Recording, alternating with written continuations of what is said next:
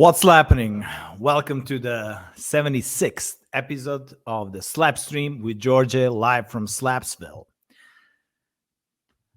It seems that I had like a run of a few European guests, but you know that I just want to present not just all the countries, but all the quality players, and I want to teach you that slap can be used in pretty much any musical genre.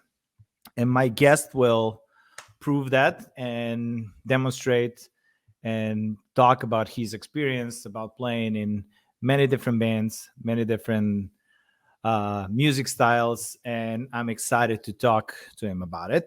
I've known him for, I don't know, really long time, like I think over 30 years or something. So it's definitely the guy that I know for the longest period of time from all my guests.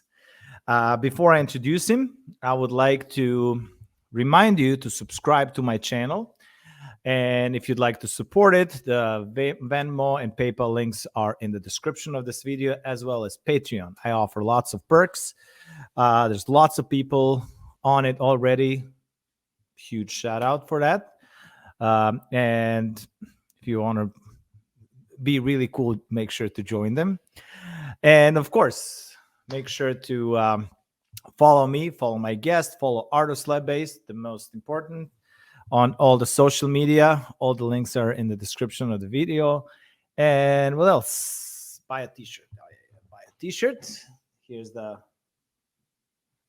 my Art of Slap Bass. Don't forget, never fret. See, never bass guitar, always upright bass. And without further ado, I would like to introduce my guest, IVAN KOVACEVIC. What's happening, Ivan? How are you, my friend? Long time no see. Exactly. And I just while I was introducing you, like I was thinking, like this is gonna be the first time talking in English to you. So it's interesting. It's gonna be a little strange, weird, at least for me. Although it's the first time we speaks to the computer, I guess. So it's two first times. Oh yeah, exactly. Like this. I would like to, present your whole career and talk about all these different bands that you've been playing with since the very beginning. But before that, I would like to ask you about this current situation. How have you been handling the pandemic? What's going on with in Spain? Even lives in Spain, if you didn't know, in Barcelona. And what was going on with the gigs, with shows, with tours? How are you surviving? It was a weird time. Actually, it's still weird because it's now it's a little bit. It's changing a lot. I think that's the biggest problem. Although the musicians, we are used to changes, so we are trying always to find ourselves in the new situation. So it was weird at the beginning. For me, it was like a shock, like for everybody, of course. A lot of shows canceled, a lot of travel canceled. But then I realized that I had some time that somebody gave me, just for free. Let's say like that. So I use it pretty much for the things that I couldn't do when I was traveling so much and playing so much. So I had some time to compose, to prepare some things that I had on my mind for many years actually, but I just couldn't find the time to sit, write music, try to figure out what's going on in my head, what I want to do. So I use it for that. And then during, of course, the first 2 or 3 months, then I start to rehearse again, start to preparing CDs, like I guess a lot of bands, because that was a time to prepare some new stuff, to rehearse, to try something without any pressure, without go to the airport, without running to the gig, without anything. So, and then when the show starts in that year, 2020, it was really weird. It was really hard because I'm traveling a lot. So it means a lot of airports, a lot of cars, a lot of tests, a lot of vaccine, whatever, the problems of if you can go, you cannot go. So we had to just fight with that, and to speak with the people that we thought we're never gonna meet in our life, and explain ourselves to the people, that we don't really want to. But anyway, it's our fight, so we had to struggle with that problems and keep on fighting. We keep on playing. We keep on trying to bring some joy to the people that they need more than ever, I guess. So it's still weird. You can go, you cannot go. Now we have a lot of things going on in the summer. It's a crazy time. Everybody's calling right now. Nobody knew 3 months ago what's going to happen, but now everybody's calling, and it's pretty much madness right now. It's good because a lot of work, but it's a little bit too much. Barcelona is tourist city, so you cannot even walk through the streets right now. I mean, it's No. amazing. I never saw Barcelona like this. It's like Oh, really? thousands of people. It's incredible. I can imagine that. I've been to Barcelona only once, and it was pretty busy. But I can see how it could be unbearable. Well, I'm really glad to hear that you were able to find creative energy and that you were able to use that time creatively, and then that you made some things happen. As I mentioned before, I would like to present your whole career. So I'm pretty well aware of your beginnings, and then like stuff that you do now. So let's start with the very beginnings. How did you start playing bass? How did you discover slap bass? Um, is the bass first instrument that you played, and stuff like that? Yeah, yeah. There's a couple of funny stories. My beginning with my first touch with music, let's say like that, was because my father went to the center back in 1983 or 82, and he went to buy an electric toothbrush. And that time it was really hard to find. And then he called my mother from the center. He said, "I bought piano," and she was like, "You bought what?" She said, "I bought piano. I saw piano and I bought it." So I was pretty much in piano when I started with 6 years old, I guess, I think.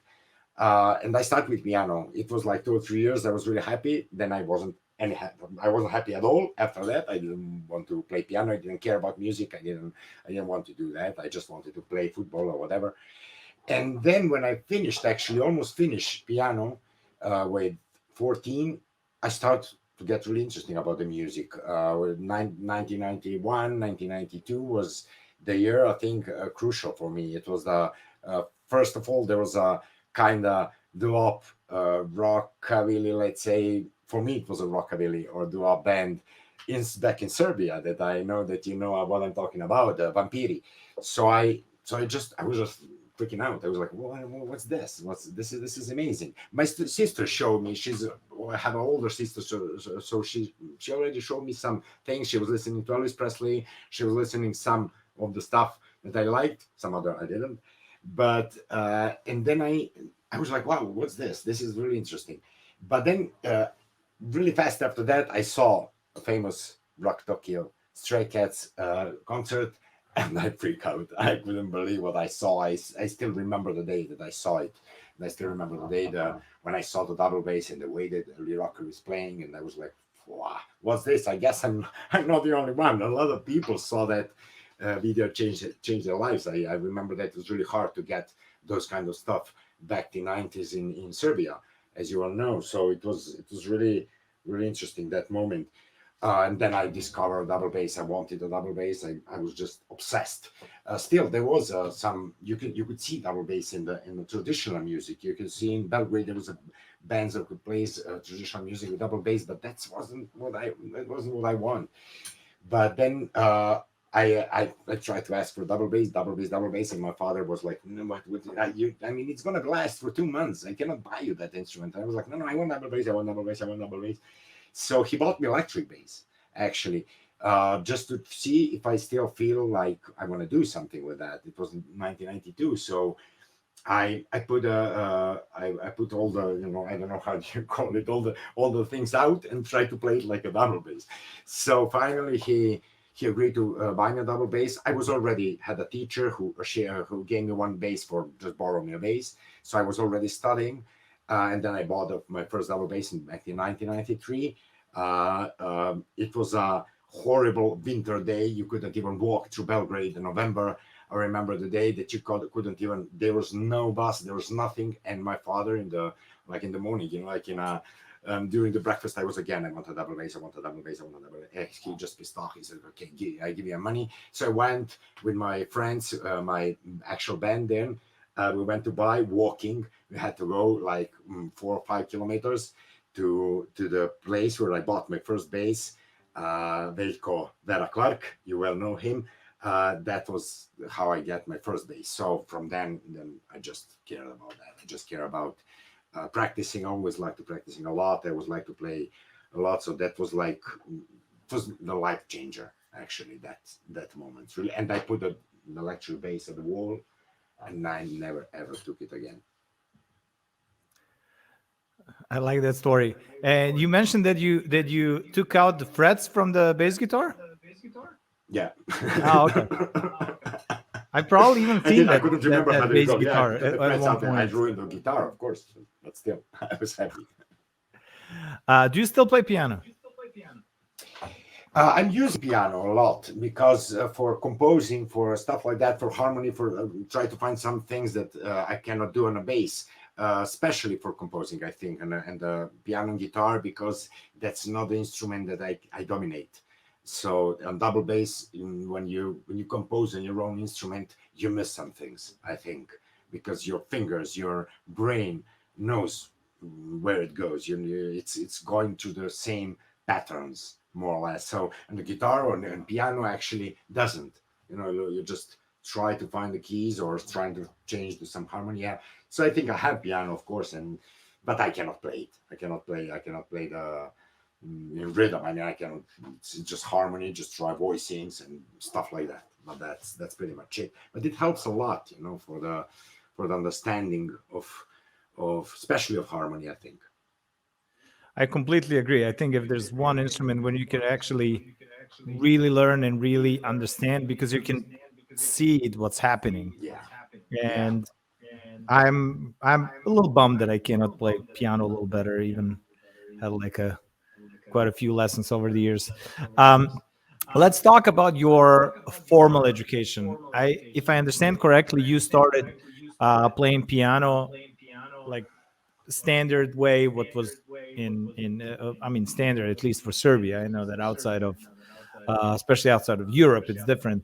So you went for 6 years of lessons in a music school, and then you started playing bass by yourself. But After. later on, Yeah. After I know that. that you had like some proper, I mean, more formal education. Well, so if you don't mind, talk a little bit about it.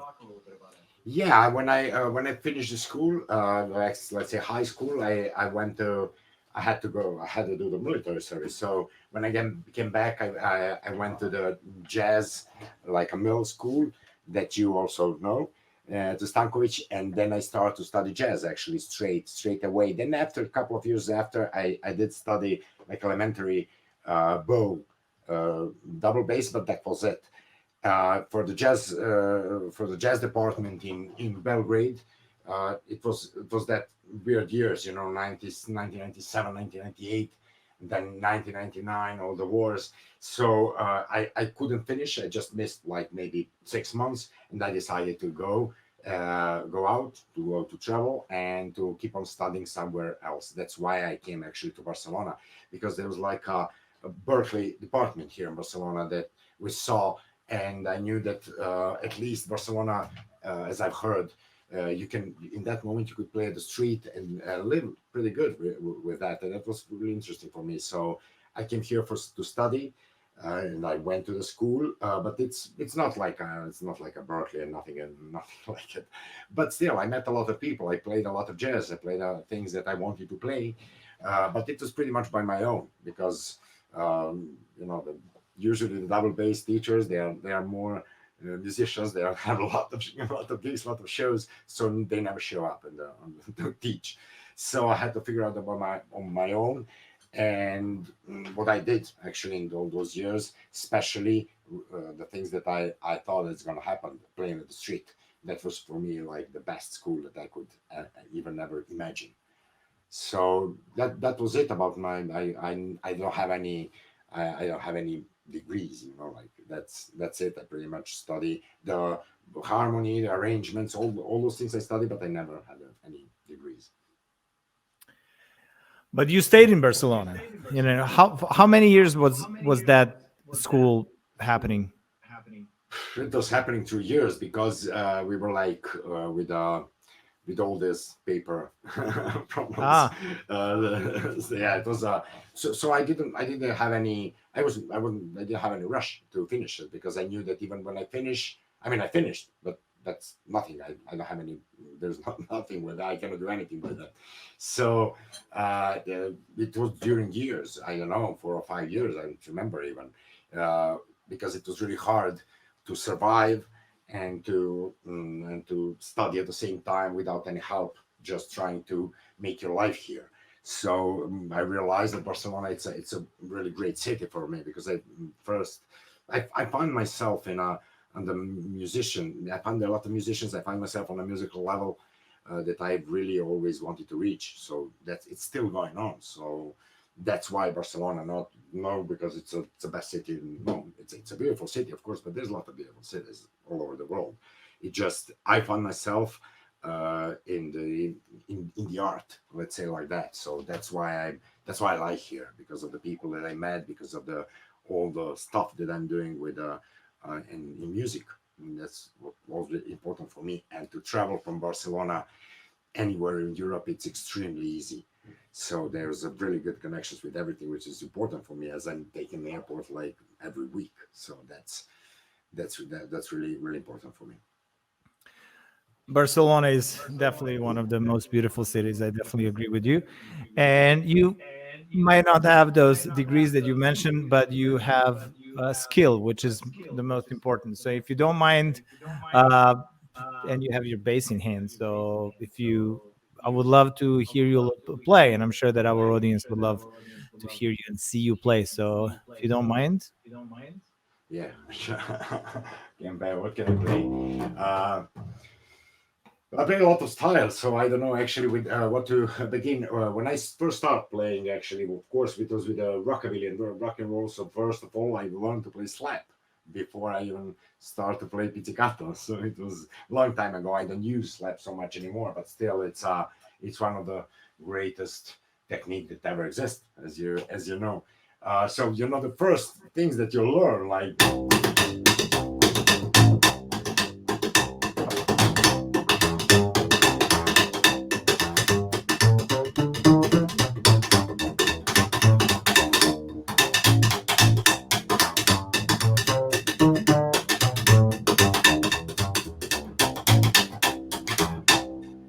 and then when you just like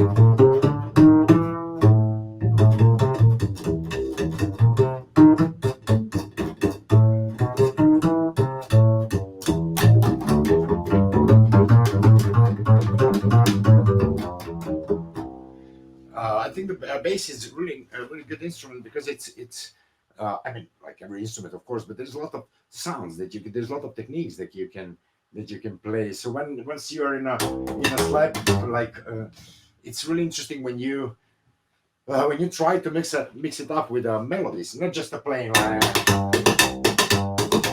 okay, that's nice. But when you start to play with the rhythms, different rhythms, it's really interesting. So, or when you try to put the melody inside of your slapping, like I don't know, for example, I don't know the tune.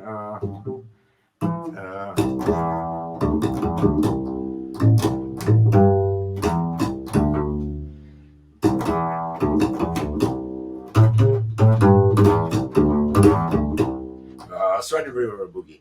I don't know. You can always do it like.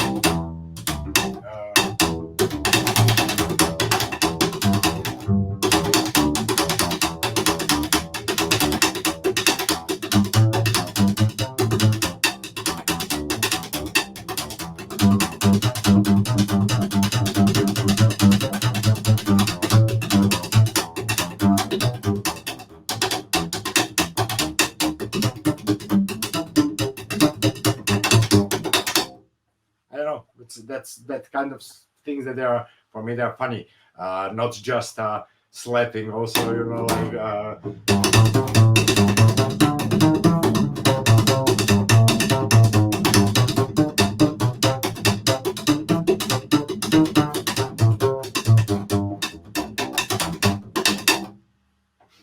Kind of stuff. I don't know. That was the first on my Yeah, it's the mind. best like to combine it, but save it something for later. I'm gonna ask you like a few more times to play for sure. Okay. We talked about some of your bands, and so I would like you to tell me and tell our audience about your first band. How did that develop, and then talk a little bit about different bands that you played in your career. I start as I mentioned as the one of my best friends. We started the band like together and I was playing like electric piano. Like I didn't have any clue what I'm doing. Like C and A minor and F and G, and I was like having a fun. The name was Baby Kate. One character from our beloved comic Alan Ford. You know that one, I'm sure. So we started like just we didn't know what we were doing. It was 1991, I think.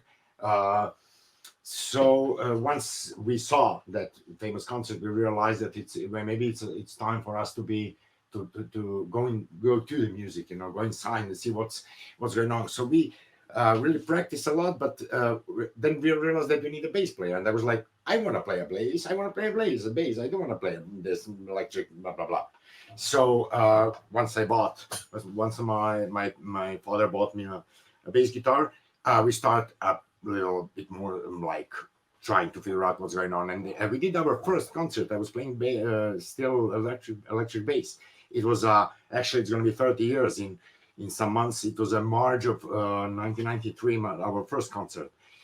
So it was a lot of fun. Of course, there was a lot of our friends, and we didn't even know what we were doing. We were playing songs from Stray Cats, with the Crazy Kevin. We didn't really realize, but we were just playing songs that we like. We didn't know anything about real rockabilly, about real rock and roll. We didn't know. I mean, as I mentioned, it was really hard in that moment in Serbia to get any information, to get any and whatever. You couldn't hear anything. You didn't have YouTube. You didn't have all these things. So, and I think that was actually one of the crucial moments also in my life, because funny story was that um, we were going back from that concert in the tram. So we were going back to our neighborhood. It was like 3 in the morning. So there was a guy who approached us in a tram. So he asked, "You guys are like a rockabilly?" Because of course we were like, you could see it. We were like, oh, with the jackets were really more important than the things that we were playing, because we didn't know. So, and we were like, yeah, we're rockabilly, like 15 or 16 years old. And he was like, but what do you play? How do you play? What's going on there? So we started to talk with the guy, and he was a little bit older than us. I mean, he was older, like 15 years, maybe older. So he said, okay, but I'm a big a rockabilly fan, and I'm a big rockabilly record collector. And I know actually the band. I was a manager for the band Rock Therapy from Belgrade. We went to Switzerland. They were playing a lot, and he started to talk, and we were like, "Who's this guy?" And said, "But where do you live?" So we said our neighborhood, and he was like, "But I live there. You want to come with me now?" And it was 3 in the morning. We were like 15 years old, and we said, "Where?" And yeah, no, to my house. I can play you some records. You will see. And we were like, okay, let's do it. Let's go. So we end up there until 7, 8 in the morning. I can't remember what my parents told me when I came back home, but that night we discovered incredible things. He started to put some real stuff. He put some records that we couldn't believe, from the old stuff to the, I don't know, first time that I heard Charlie Feathers. I didn't know who the Charlie Feathers is, so I just knew the Brass Hats and Stray Cats, and he started playing the records. And we were like, what's this? And we were freaking out pretty much. And also the modern bands, because in that moment there was like a rockabilly revival in that moment. So Big Sandy was going on. Even the English, the British bands like Rusty Steel, or there was Johnny the Rockers from Germany. There was a lot of bands going on trying to do that rockabilly revival, or kind of mixing it with some things that we couldn't believe. We really couldn't believe. It was incredible.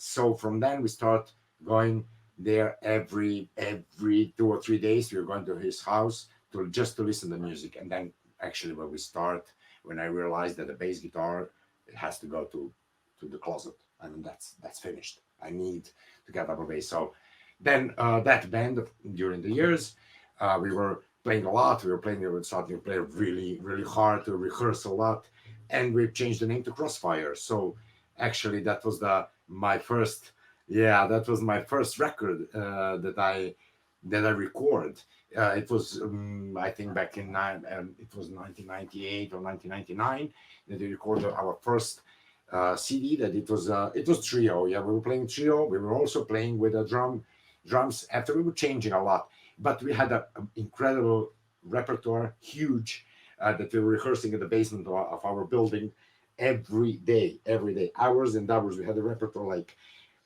500 songs that we were playing live or songs that we liked. We were really loving kind of bands like a Planet Rockers or the Paladins, actually. So we just played that for fun, of course. But then we were doing a lot of Johnny Horton style, a lot of those styles that you can do it more like acoustic without drums. You can.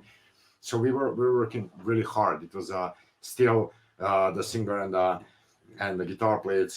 He's my best friend ever, and we still work a lot, and we still try to find some musical interest together and to do something, because he's really incredible guy. I really enjoy always playing with him. I kept playing with him when I go to Belgrade back. We just do one, like one show, and did a little bit to remember the old good times. Um, in Serbia, then I did after in the end I went to Spain in 2001. So before that I was playing with one of the oldest and one of the biggest blues bands, Hoyt. They were like all much older than me, but I was really happy to play with them, because when I was a kid I was just looking at them and trying to understand the blues. It was more like kind of Chicago blues style. So I learned a lot. I traveled with them a lot to all over Serbia. We went to Hungary. We went a little bit. That was my first trips out of country, actually. So it was really, I learned a lot with them also. Uh, then with the jazz, when I start studying, I really realized that jazz is something really mm, incredible for me. I'm still a big jazz lover. All my records are jazz records. I'm still buying only jazz records. I'm really huge fan, especially old kind of old jazz, like hard up like 50s or 60s, or that kind of sound. I really really enjoys it, like.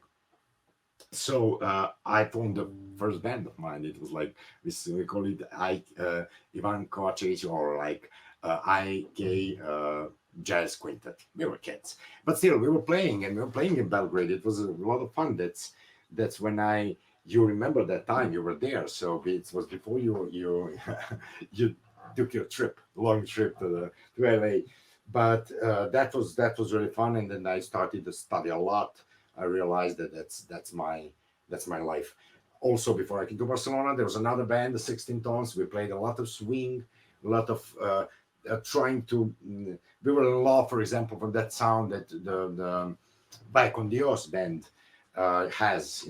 Between kind of jazzy, poppy. I don't know even how to explain that. So we were trying to get into that sound. Also, neo swing came, so it was like also a big hit for us. With the Barcelona Orchestra, with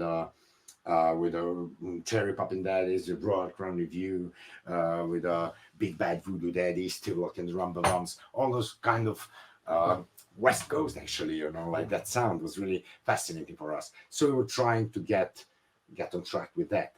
But I already knew that I had to leave, that I have to get out of there, because for me it was really important to start traveling and starting to meet new people, starting to meet some other musicians and see other cultures, see what's going on in the world.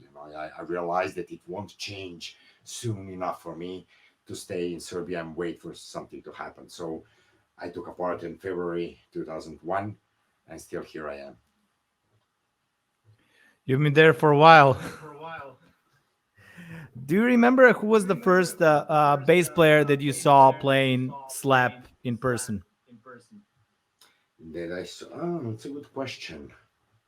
It's a good question. Yeah, I don't remember now, because I was playing a lot. I was going every year in but no, it was actually in Serbia. There was that Hungarian band. I can't remember now the name. Cool. Ah, it's a good question. Playing slap. What was the Cool in the Gang? No. What was the name? Do you remember? No, you don't remember. It was a Hungarian band that I saw in Senta. They're playing Oh, pretty hard rockabilly. Cool and the Gang is something else. So it was 25 no, years it's ago. Cool in the Gang. They don't play rockabilly. But I No, it's know that I but think that I something cool, something like that. I don't remember. That was the first time that I saw somebody playing slap. Like from the other band. Of course, I saw Rock Therapy in Belgrade. I saw them, but they were. I mean, I'm talking about somebody that I didn't know. I saw you playing slap. You were already playing slap, and I was like, I want to be like Djordje. I want to be like that guy. I remember for me it was definitely Velko. He was the first guy that I saw, and I remember that moment I saw him play slap. I was like, yeah, wow. Yeah. Um, so we talked about uh, your bands in Serbia and your education over there. You moved to Spain. You started playing in with bands in Barcelona. So tell me a little bit more about that. Yeah, when I came here, I was just going studying a lot and then trying to meet some people. I was, of course, catching people. There was actually a interesting story also. When I was it was we were playing like every like three times a week in a like a I don't know, musical bar, let's say like that. It's in the most touristic part in Barcelona. The bar was owned by a Serbian guy who gave us a job to play there, but we were playing like hits, things that I don't even remember. But anyway, it keeps us alive. So then we start playing in the street. But I was uh, trying to play in the street. I didn't know what to play. I was like so shy. I was like I'm playing jazz. I'm playing jazz at the street. I was freaking out. So uh, I realized that that's nothing gonna happen like that. Nobody even look at me. It was like boring. So when then I start, like, and people are like, what's that? What's that? This is something is going on here. And I was like, this is working. So let's try with that. So I was trying to slapping, and then I every day I getting better. So it was really interesting, and for the people, the way it's on the mainstream in Barcelona. So in that moment you could play. You just go and play. There's no, you don't need any permission like now. You don't need anything. So it was great. And then there was a guy. It That was the also one of the moments in my life that I think changed everything forever. I'm, he came to me. He was like, "You're playing rockabilly." I said, "Yeah." I mean, I'm playing rockabilly. I said, great, because I want to start a band because I have some shows to do in August. It was the same year, 2001. I have some shows. So you want to meet and rehearse? I have a white falcon. I have Gretsch, white falcon. I'm playing, good. And there's another guy, Argentinian guy who plays dobro guitar. He can come also. And we do no, sorry. There was a piano player from Holland who's playing at the street that he will come and his girlfriend will come and then we're going to do the band and they're paying like that and whatever. And I was like, wow, wow, wow, somebody going to pay me to play rockabilly. I was like, wow, this is something is going on. Anyway, we were rehearsing. Everything was true. He had a white falcon. It was really good. There was a girl singing. I met this girl. I met a piano player. He was really doing good. And at the street, had a big, like real piano, white, and he with dreads, with like he was doing a boogie boogie, a lot of shows. So we started rehearsing, and I was like, wow, wow, this is going on. So we were like, okay, let's start. We had three or four gigs every weekend. So we had to go Costa Brava, north of Barcelona, and play there. He told us here and here and here. We had every day a gig. I don't remember. It was like €100 a gig. And I was like, wow, I'm going to be rich. So we met in the central Barcelona just to have something to eat. And Van is coming. In that moment, my girlfriend, my wife now, she was there and she was like, okay, just to say hello and goodbye. And then I'm going for 3 or 4 days. And the guy came. He said, okay, I just have to take my kids and my wife. And then I will come back. The van is just about to come. It's in 5 minutes, okay? Because I'm just across the street. I never saw him again in my life. I mean, it was like 1 hour, 2 hours, 3 hours, 4 hours. And I was like getting depressed, extremely depressed, because I was expecting that something is going on. So I was freaking out. I didn't even today. I have no clue what happened. I don't I don't know. I just don't know. So what's why I'm talking this story, because it's interesting. Then we are like, what we're gonna do? I mean, we don't have a job. So we said, okay, let's play at the street. And then at the street, it was really good because that piano player had attract a lot of attention, of course, at the street. And I was playing a lot of double bass and a lot of slapping, and then huge chorus of the people. Everybody was there, everybody. It was really, really good moment. And there was another guy who came, the Argentinian dobro player. That's when I met one of the most important persons that I met in Barcelona ever. Name's Hernan Chino Senra, incredible dobro guitar player who plays he starts with the blues, with more delta kind of things, but then he starts with swing, with gypsy actually. Gypsy swing, he has the open tuning, but he still plays incredible stuff. He's a really, really, really good, one of the best musicians in here. Exactly, that's on the right side. That's the guy. So with that guy, I worked for 10 years in everything. We formed a band, kind of neo swing with all our own tunes that runs for 10 or 11 years, I think, named Down Home. So Down Home was the one of the bands. Yeah, it was a 5-piece band with 2 saxophones. Yeah, and he was singing, incredible singer. He sings like he swallowed the radio. Like it's amazing. A great drummer. We had a really good time. 2 albums. We had a lot of shows. We traveled a lot all over Spain. We've been actually in Serbia in some blues festivals. Played a lot also in the previous photo. It was Shine, the another band that I had with him. It was more like gypsy jazz, also original, a lot of original tunes.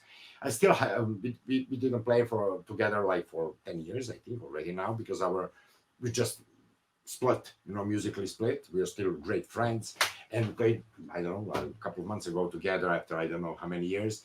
But I think that's the guy that I didn't have to speak with anything about the music, just play. It was so easy, like incredible always. So that was the one of the characters for me in Barcelona that happened forever. And then same year actually, I met another one with Mario Cobo, the leader of the new Niles, the rockabilly band. They already had a bass player, but it was they already had a one studio album. But there were some problems there, so we start another band, Lazy Jumpers. That it was like a kind of rhythm blues, jump blues. He called me to play with him, and I was really, really happy to. And then New Nice was for me like another band that we worked a lot. We recorded 5 or 6 studio albums during these years. We stopped actually once we start another project. Uh, I mean, we finished with let's say like highlights. We finished with recording one album that was top one in Spain, one of the most famous singers, rock and roll singers, named Loquillo.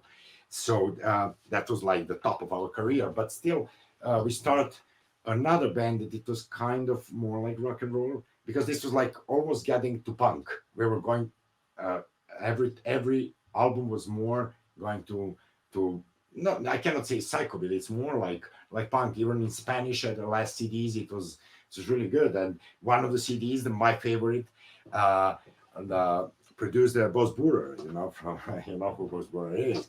So it was really a very interesting time. But then we start another band named Mambo Jambo, Los Mambo Jambo, instrumental rock and roll band, that we're still playing with. That's one of my main groups from my connection with the rock and roll.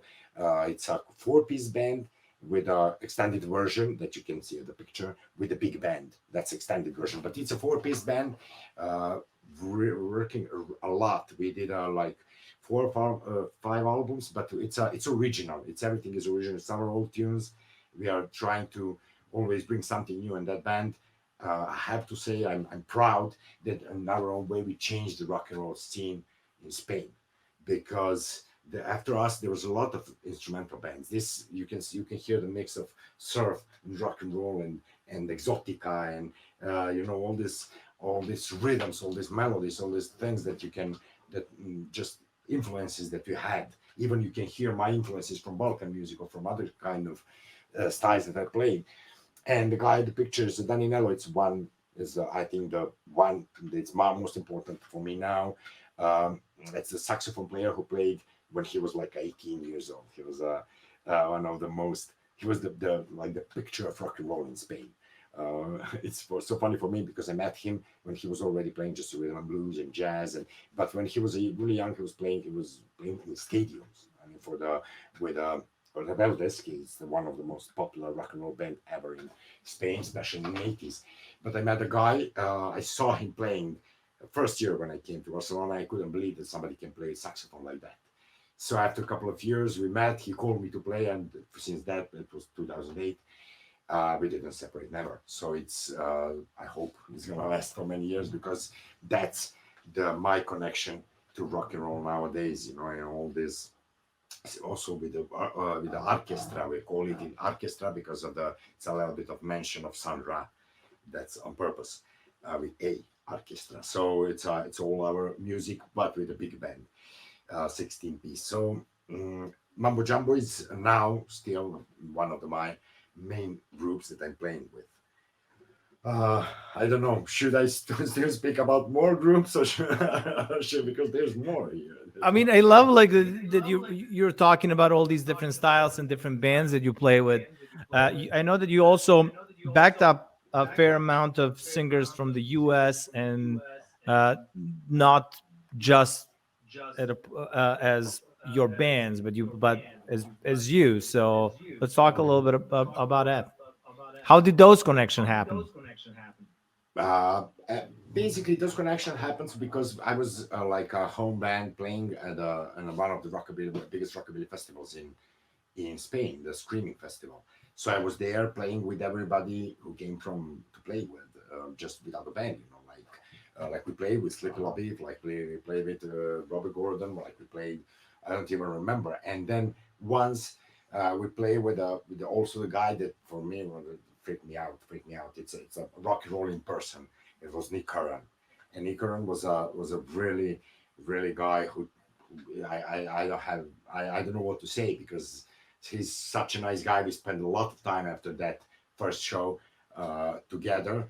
We met and then I booked actually the whole tour for him. And after that in Spain, it was with Daninello with the guy from Mambo Jambo, and we spent a lot of time together. He's been in my house for a couple of weeks. Really nice guy and incredible musician. So for me, Nick Curran was I think the one that got me more. You know, I don't know how to explain. Of course, there was a lot of guys that I'm playing with.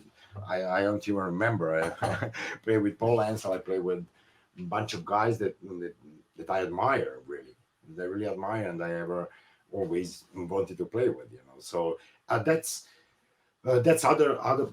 other kind. You know, like I like to have the band. I like to try to find the sound, to rehearse a lot, to explore the music. But also I liked when somebody put me in a fire. You know, I played with Mike Sanchez for very first time. I played with Mike Sanchez. That was the thing that he was playing in here in the big blues festival here near Barcelona.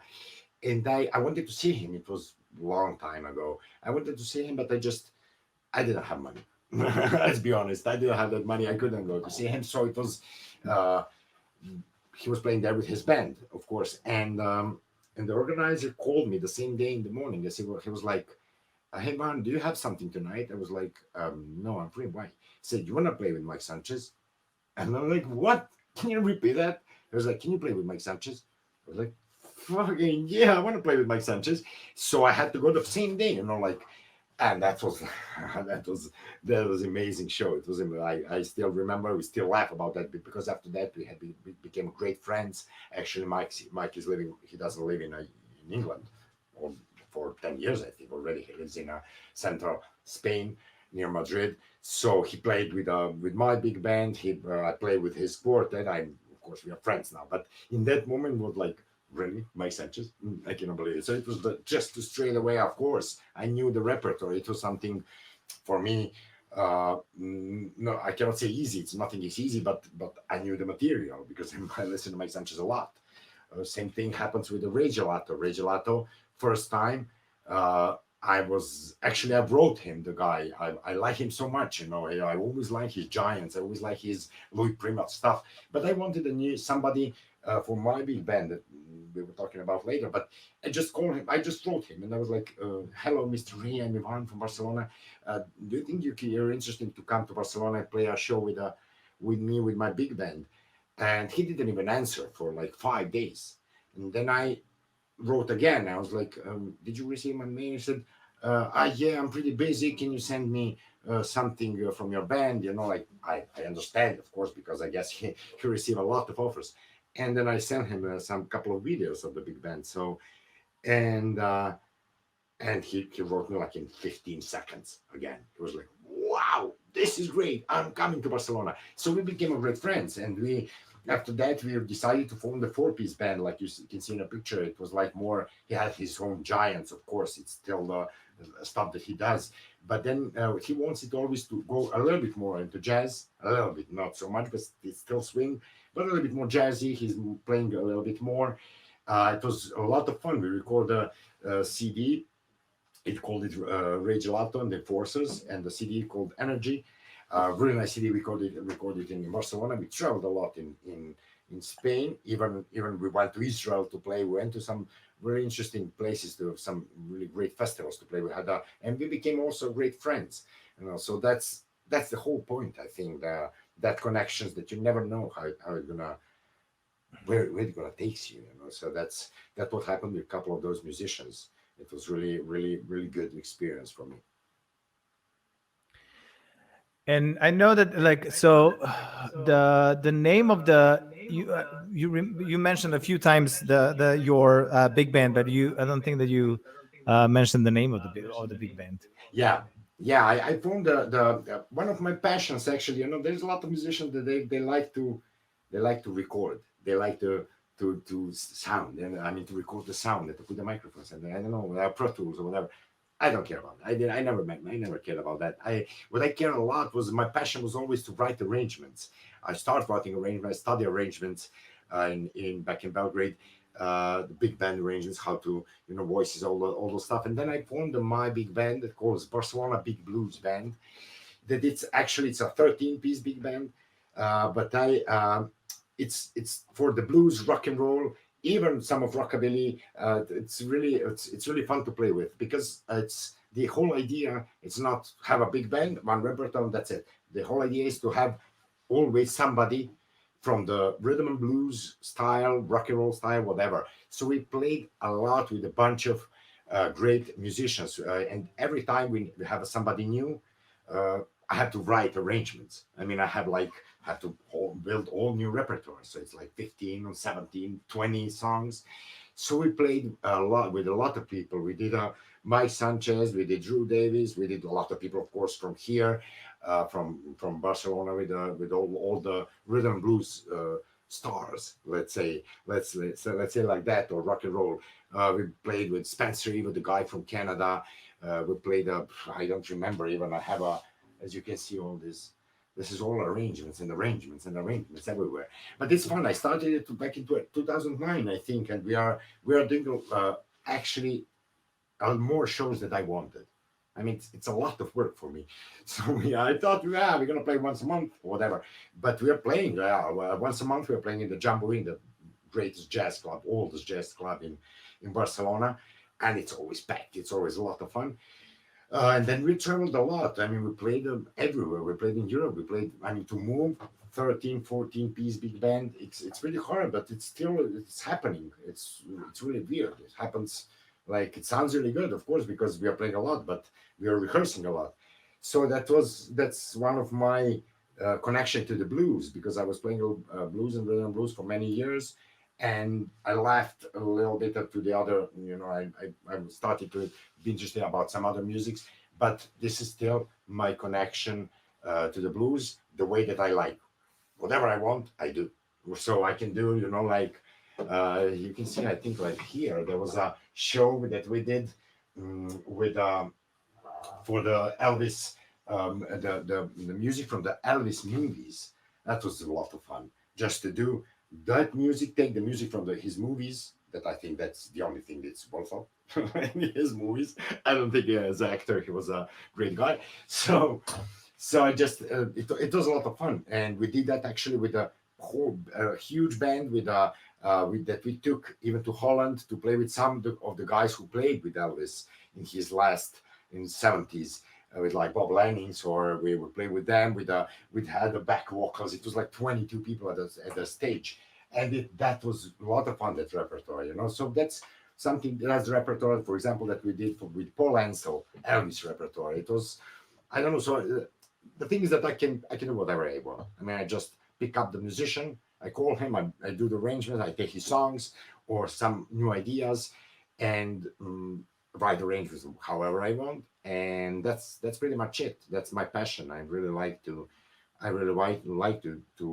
write music, and it's really easy for that part of the computer world, you know, because now you have programs that you can just write and then listen how it sounds. So you can try, you can explore, you're alone, you know. So I also wrote a lot of arrangements actually in pandemic moment, because I had time to put some new repertoire in Barcelona Big Blues Band, and to imagine some new stuff, to connect with some other people, and that's what I'm trying to do now. You know, that's what I'm playing now actually.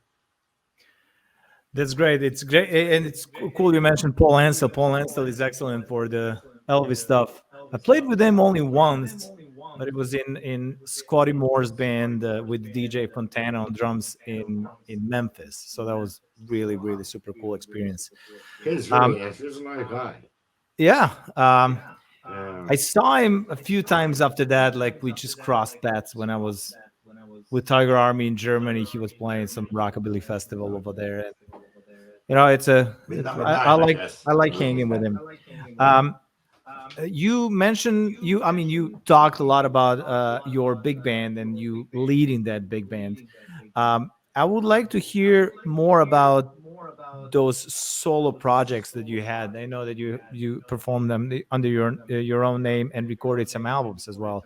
So, if you don't mind, please talk a little bit about it. Yeah, sure. I was, of course, in all these years that I was playing rock and roll and blues and rockabilly and all this kind of styles that I really like, I still miss something in my life. It was jazz, actually, because jazz is my things that I also like to play. I mean, I like all those styles, so I need all those styles. And and then I realized, as of course you know, that it's if you want to play some kind of music, you have to be inside. You have to meet the people. Of course, I know the people, but I'm not nobody calling me for jazz because they don't even know that I play jazz. They know me like a rock and roll, rockabilly, or rhythm and blues or jazz or blues musician. So then I realized that actually I don't want to try being there and playing like, you know, I don't know, you in the night in the music.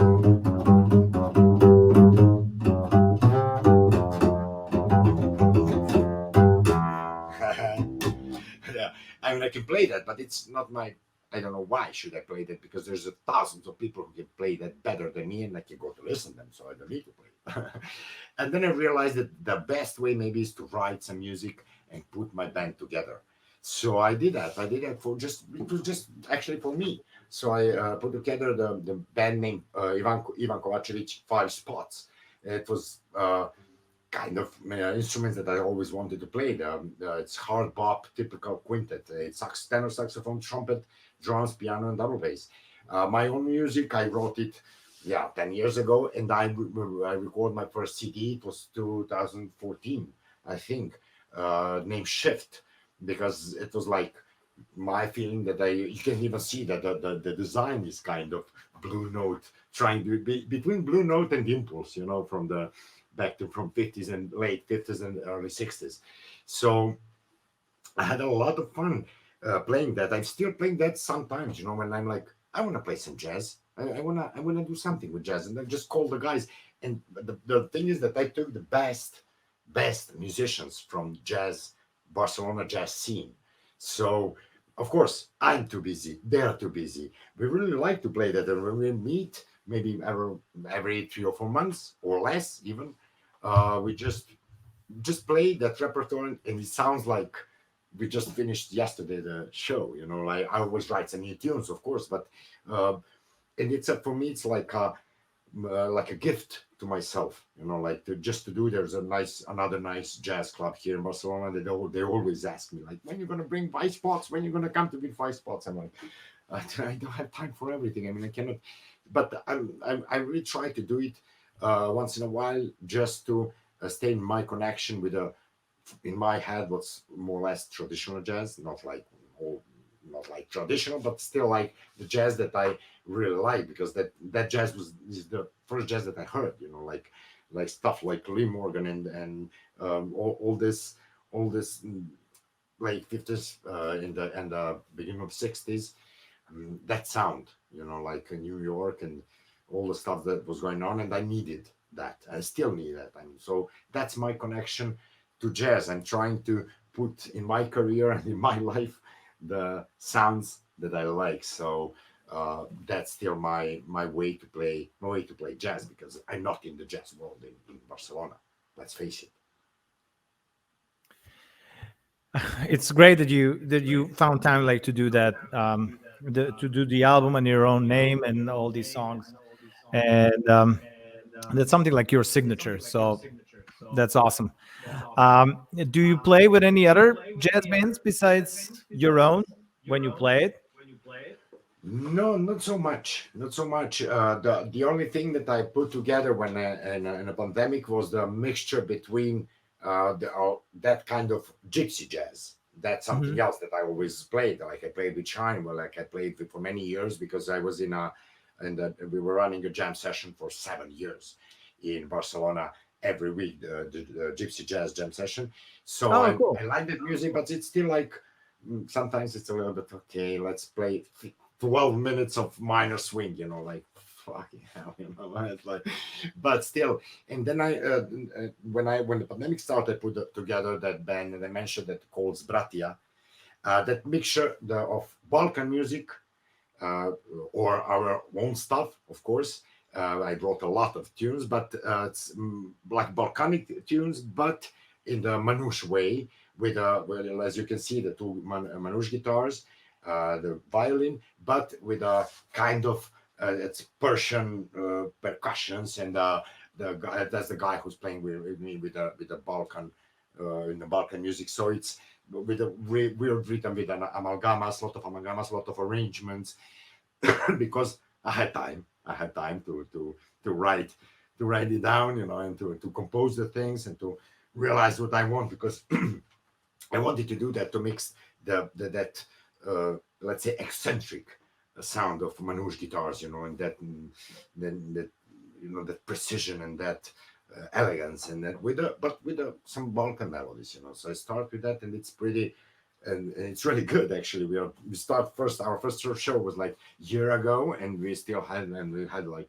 60 shows until now, because it's really, at least here, I didn't have, I don't know who's doing that. So I mean, a lot of people knows me here, so because I'm 20 years here, so I got to some really great jazz festivals, and they were like really, really, the audience was freaking out, because their volcanic music is more, there's a lot of passion there, there's a lot of everything, but when you put a little bit of jazz there, it's you get some mixture that it's really, really, really interesting. All the myriad from the Balkan countries going through the Manouche, double the volume, so that's a little bit of jazz, but the jazz, like I understand jazz, I'm not playing right now. I was playing with many years with another band. It was piano trio, but it was kind of jazz, but a lot of boogie woogie, a lot of like old, really old jazz, also original tunes, a lot of things with it. For 4 or 5 years we did like 3 albums, and we traveled a lot. We've been actually in Serbia in a couple of times in jazz festivals. It was incredible, really, really interesting. We called it Bernat von Trio. The Bernat it was a piano player. When I met him, first thing he came to the jam session to play the blues, and when I met him, I was like, "Are you even allowed to be here?" Because he was like 17. I mean, you cannot drink. I mean, what are you doing here? So he was really, really extremely young and incredible guy, incredible talent. So we started working together, and it was a blast actually a lot of energy. Of course, it was like really powerful trio, like a lot of boogie woogie, a lot of straight jazz, a lot of, like old style, but with original compositions, a lot of arrangements. We were practicing like one song for 2 weeks, every, things. If you try this and you try this and again you do like, or you do, like all these things in that moment. For me it was a big discovery, to try start to work with a lot of this in the sound, the proper instrument, because I had to find a way to produce something that keeps changing something in that trio. So that was like 10 years ago. We split. Of course we are still good friends, but also musically we split a little bit. But that was for me it was a deal break also, because it's kind of things that I try to try to put myself in, try to change something, try to find a way that I can bring something to the music, like, because there's a lot of people who plays jazz better than me. I mean, that's obvious. I cannot even compete with the kids that are 20 years old and they play, I don't know how fast, and I don't know that, but just to try to put my signature in stuff that I'm doing. I believe that as long as you bring your heart and you have your own signature sound, and there you go. That's all that matters. We are attracted to something that it's unique. Yeah. So I would say that that's the goal. After all these bands, after everything that you play with, do you have, if you had to like choose one favorite artist that you played with, who would that be? It's really hard to say, because each artist that I play with, it's different. I mean, in each style maybe I can choose somebody, but to compare styles, it's a really different, because it's completely different energy. So I'm not sure how to say one artist. It's I don't know. It's really hard for me to choose one. I don't know Do you if have a favorite style, music style to play? No, that's the problem. Because when I play, as I mentioned, the Bratija, or I'm playing with the Barcelona Gipsy Balkan Orchestra, that I discovered Balkan music as it is. Because when we were living in Balkan in 90s, that it was the Balkan music was like worst thing ever happened to Balkan music in the 90s. So I discovered Balkan music and all some stuff that I never knew, some language that I never knew, some rhythms that I never knew. That it, for me, it brings me something completely different. It's different energy. I don't know if I'm playing. It's not different energy that I'm giving. It's a different energy that I'm receiving.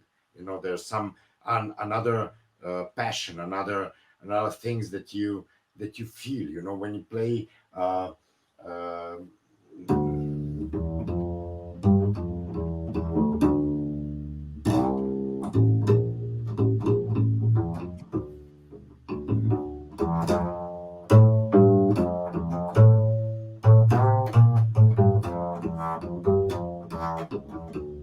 kind of that's Balkan melodies, or if you play some weird rhythms, like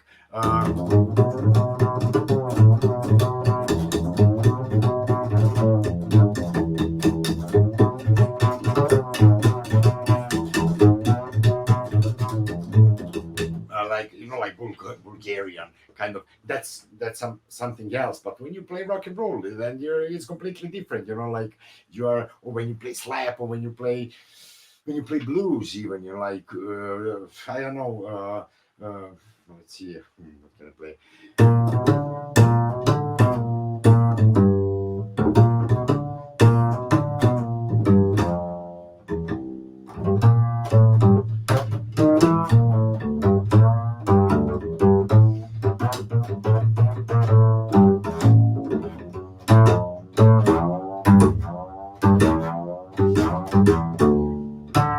Like when you play blues, it's completely different. So it's for me, it's hard to connect, with then I can say, okay, when I'm playing rock and roll, I like to play with my Mambo Jambo band, or I enjoy it incredibly. I think that's what impacted me was Nick shows, and the way he plays, the way he sings, the way he lives.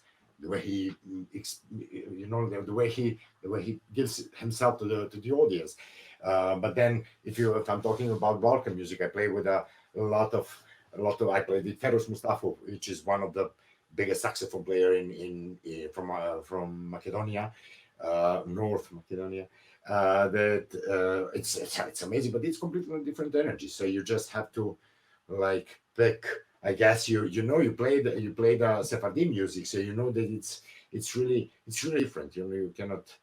Or when I'm playing with a big band, of course, because I hear all those things that I imagine when I was writing that at home, and when I exploring something else, arrangements, how the voice is working, how the saxophone, trumpets, and trombones, how all this stuff uh, can give you some picture that you can just explore as you wish. So it's really different. I mean, I enjoy with blues. I enjoy playing with Mike Sanchez with rhythm and blues. I enjoy, but to compare like Mike Sanchez and Ferus Mustafa, for me it's really weird and hard to compare. I feel that you can, compare like some of those like old school like blues guys, like with, when we if we have to compare with somebody from the Balkans, like with those like old Romani singers, they kind of have the similar like heaviness in their voices, and they're bringing that similar vibe. The opposite parts of the world, of course, but I feel that a sentiment in a way could be the same. And just like to clarify, like for most of our audience that it's not watching us from from the Balkans, when you mention the Balkan music in the 90s, I assume you were more thinking about like the popular, like a turbo folk stuff, than Yeah, not. yeah, yeah. Yeah, I'm okay. talking about what happened to Balkan music in '90s. Yeah, What I mean, happened to in the it? '90s there was like a huge revival of the traditional music that was happening in with Milos Petrovic and those people, and Renaissance was doing stuff. I had a band, Balkan Music Club, in the '90s, and Yeah, it but was. all this stuff you had to find. You Oh didn't yeah, have yeah, yeah, from yeah. TV. It was not In TV, just you had a just whole. wanted to make sure, like, like the people that are outside of our own Yeah, I world that know, understand. like, Yeah, yeah, when you you're talk right. about You're right. Balkan music in a bad way, it's mostly the stuff that you were able to see on a TV, and Yeah, yeah, yeah. Of like a course. lower quality, not very artistic. Um, so let's talk about that. Barcelona. It's Barcelona Gypsy Balkan Orchestra, right? Yeah, yeah. That's something. Is that the band that you're the most busy now? I am pretty busy with them because that band happened something that I don't know. I don't know what happened. Some miracle happened because they called me uh, to play Balkan music. It was 10 years ago, exactly 10 years ago, in June 2012. They called me to play a show. There was a guy actually from Serbia, but he looks like a gypsy. So he came to me with the jam session, Manouche, that we had, gypsy jazz. So, and when he starts to talk with me in Serbian, I couldn't even understand because I was so surprised that I didn't recognize the language. And he's from Belgrade. I mean, he grew up in Belgrade. His mother is from India, but he studied in Austria. He moved. He doesn't live in Serbia for many years, but still. And he asked me, "You want to play with we have some show and I'm thinking about putting the band together." In that moment, it was Barcelona Gipsy Balkan Orchestra. So I was like, playing Balkan, really? Seriously? I was like, yeah, why not? What the hell? So it was, I remember because I was just presenting the second or the third Mambo Jambo album in the biggest hall here in Barcelona, incredible show. But when I was doing something with my bass, I don't remember, I was like going up and going down.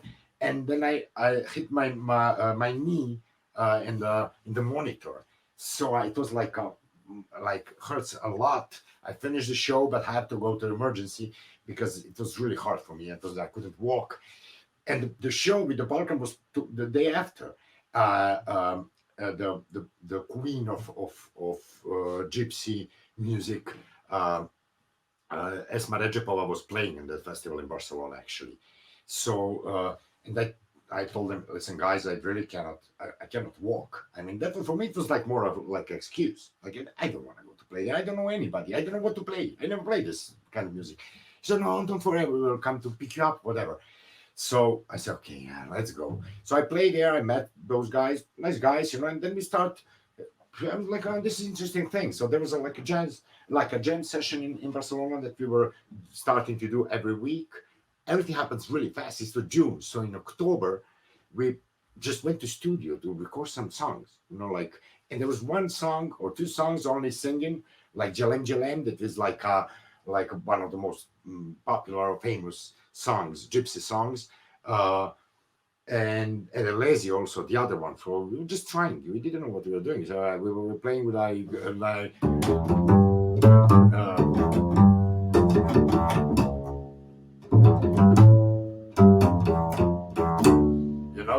songs, but we were playing like a swing. Like just having fun. And then after that, I just met the singer. So we were like that was October, and then in November we just recorded some video. Like, oh, let's do the video for this. It's gonna be nice because I thought, fucking hell, but this is it's really weird, that swing. They did never played swing, and those guys, they never played Balkan music like me. There was a guy who's playing reggae a bit before that, and then there was a guy, the percussionist. He played some Balkan music, but he was listening to techno music more than, and he wasn't even a musician. Actually, he was a computer guy. So I wasn't sure. But then we record the video, and after that video today is like 20 millions and in YouTube. I didn't understand what's going on. Like everybody started to calls, and we were like, oh, why, what's going on?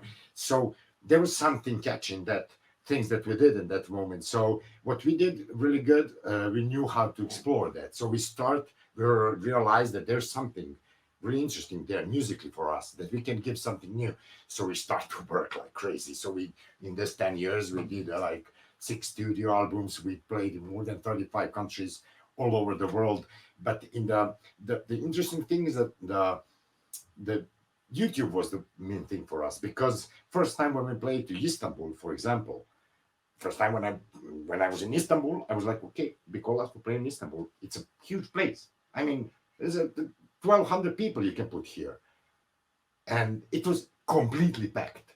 I really couldn't understand anything, because I'm a rock and roll guy. You know how it works. You go in the van, you play once, you play second time, you play third time, and then you get your audience. But it was like, I really don't understand anything. So we start to do a lot of tours everywhere in Europe. Then first time we went out of Europe, we went to Canada, we went to States, to New York, and to Chicago. It was amazing. So we realized that there's something really, really interesting for us to do there. And that's why, when we are still working a lot, we changed the singer, we changed a lot of people inside, but from the beginning, there are 3 of us that we are still there, the percussionist and the guitar player. We are from the beginning there. And then we are really, now we start again next week, Istanbul. We go to Serbia actually to play in some great festivals in Belgrade and Kraljevo. We play a lot in all the Balkan countries and nearby. Like people love us there.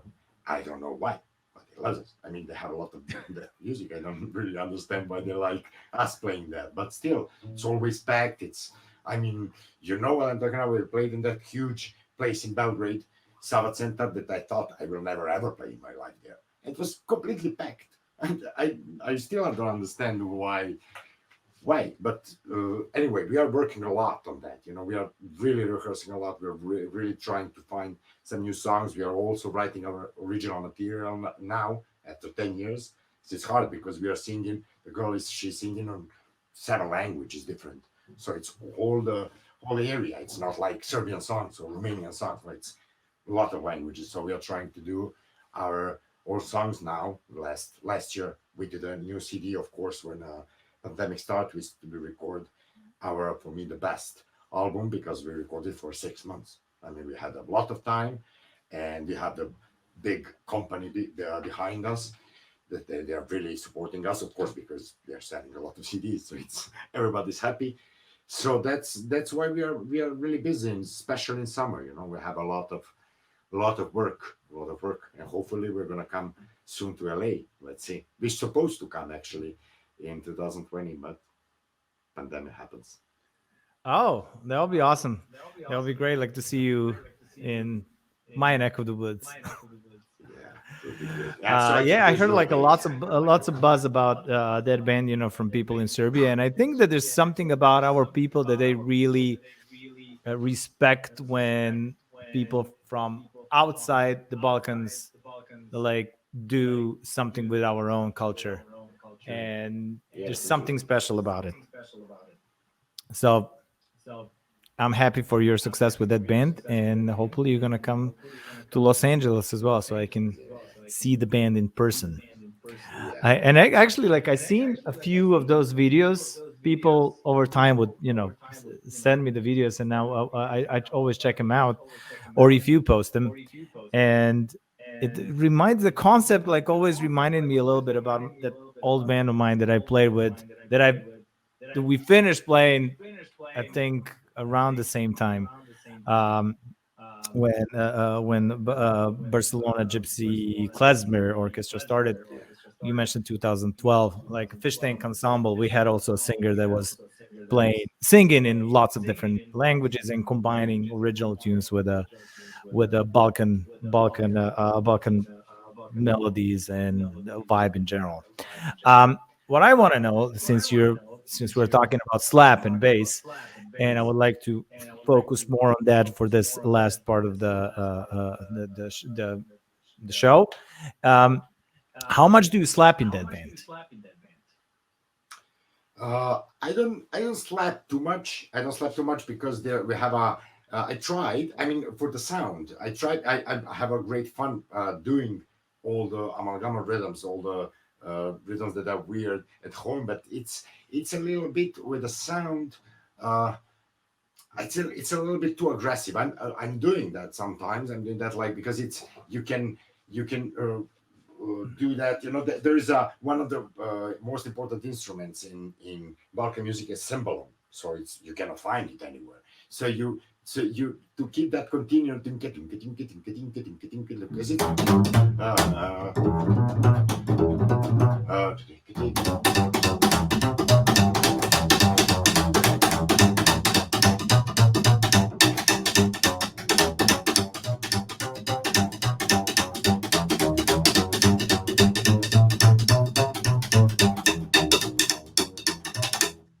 I mean, you can do it. It's for some song it's good, but to keep on doing it, it's a little bit too heavy, you know. So sometimes I'm doing it with amalgama things that it's. I think it's really actually I'm into it now. Last month because I'm just doing it for myself, you know, like.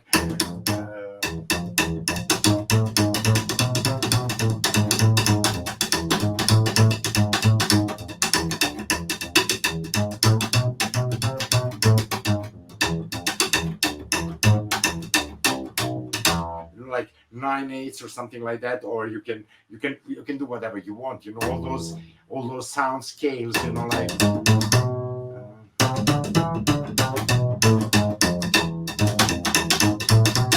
you know, like, or you can do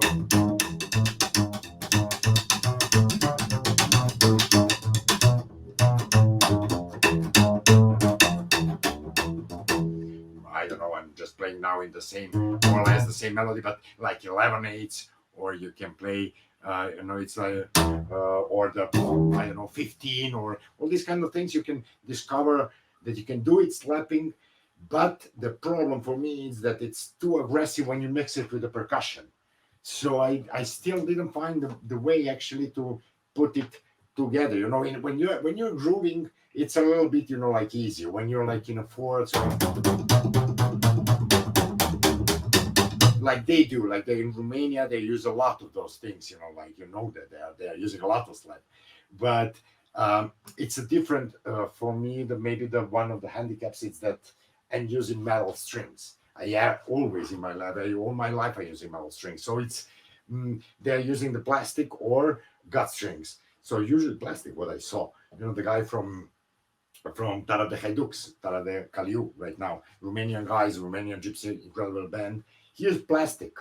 It's a little bit different sound, and they don't have percussions. now. So they have a cymbal and double bass and the accordion and the violin. So there's more room for slapping, for the sound to find a frequency where you can put. Maybe in the future I will find more. I mean, in Bratia, for example, for the 5 piece that band, I'm doing a little bit more. But then there's some instruments that I cannot compete with the percussions because of the frequency. I know it just the sound bothers me. Like I don't like it. Maybe if I change strings, maybe it will work. It will work better. I'm not sure. I love steel strings, so and I definitely encourage you to slap as much as possible. But I understand that it's the sound is the most important in the songs. So let's talk a little bit about your influences and like more, I guess, bass stuff. So who would you say are the biggest bass influences on your playing? I think there's for different things. Like um, of course, as I said, the a game changer was when I saw Real Rocker. So it's still a lot of things there that I learned, I like, and the slapping bass for that kind of things. One of my favorite bass players, actually, maybe in modern rockabilly scene. When I say modern, I'm thinking about the last 20, 30 years. Is actually Mark Winchester. Because I was a huge, I'm still a huge fan of Planet Rockers. So I knew him from Planet Rockers, then he played with the Brian Setzer Orchestra. It's one of my favorite bass players now. I saw a couple of times with Jimmy Sutton.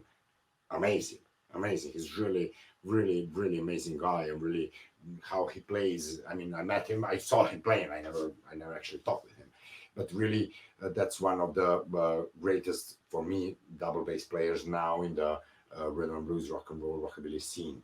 Um, that's from one part, but then there is, for example, in jazz, a lot of things influenced for to me the Paul Chambers, like because of his style of walking, that how he build the sound, how it works in the band, with the Miles Davis when he played with Philip Johnson drums, that how they fixed that driving machine, that keeps all banged together.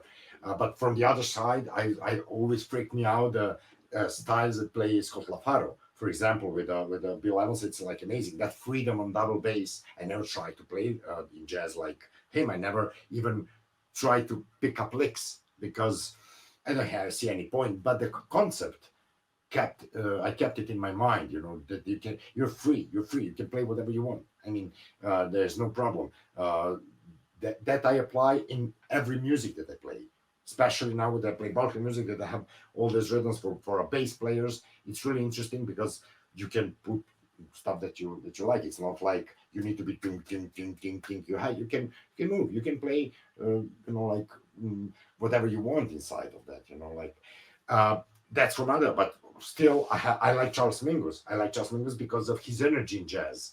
Uh, and also there is a couple of some guys that for example, there is a Dirk Skars, I think it's his name. I never know his name. The double bass player from Vaya con Dios. I mean, I think his bass lines, it's like something that I still kept in my ears from when I was a kid listening. Like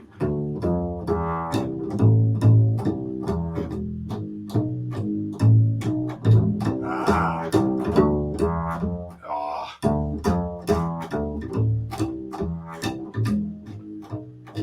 all these simple lines, but they are still all like things like.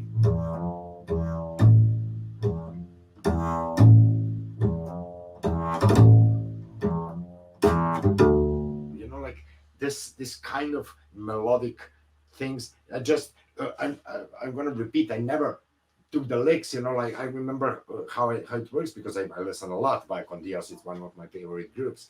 But um, those things, I still when I build some bass line. Like the other day I was playing actually with the Mambo Jambo kind of exotic mood things.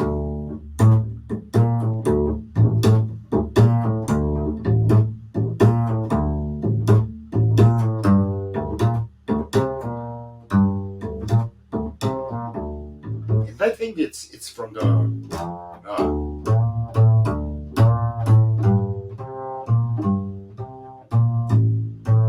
song from back on years, and there's Cubs. I think it's his name. It's his Belgium double bass player. Incredible, you know. Of course, you know him, and I'm sure that you're familiar with all these things that I'm talking about. But even I don't listen so much now, but still I can find in some bass lines that I build some influence of that guy, that melodic approach to the groovy bass, let's say like that, without anything weird going on, just lines, nice lines, doing some normal notes, but still it's groovy and it's melodic at the same time. That's He fascinating. sounds cool. Those Viacon Yeah, D's it sounds bass really lines cool. really sound cool. And they kind Yeah, of like really serve the purpose of the song and music, which is completely. our Yeah. most important jobs. What would you say would be for you the most essential slap bass recordings?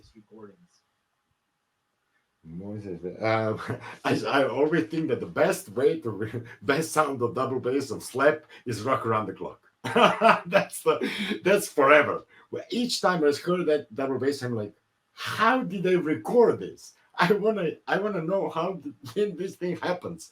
You know, like, oh baby, let's play house. All these recordings, how it's. I can never record like that. I mean, of course, because the other type of strings, I understand all of that, but still, I cannot hear. Uh, there's some, of course, there's some modern bands or that they're doing really incredible stuff recording. Actually, the double bass that produced Jimmy Sutton and played Jimmy Sutton in what's the name of the singer? Ah, JD what's the McPherson? name of it? Exactly. It's incredible sound. It's really incredible sound of of double bass and the slapping bass, and it's really amazing. I like also the kind of that rhythm and blues approach with the slapping bass with Flange Rockers and Mark Winchester that I mentioned before. Uh, Also in some of the Brian Setzer Orchestra, the first albums with Mark Winchester, it's really incredible that sound. Those are the modern sound, and then the old style, you know, like with Eddie Cochran or with Buddy Hollywood, when you hear the double bass, when there's double bass because they were changing, it's like I really don't It's understand like how they, magic. but still the rock around the clock is like, for me it's a masterpiece how it sounds. I don't know if you Absolutely. think Like the lots of same. people mentioned that as the kind of like the most essential slap bass recording.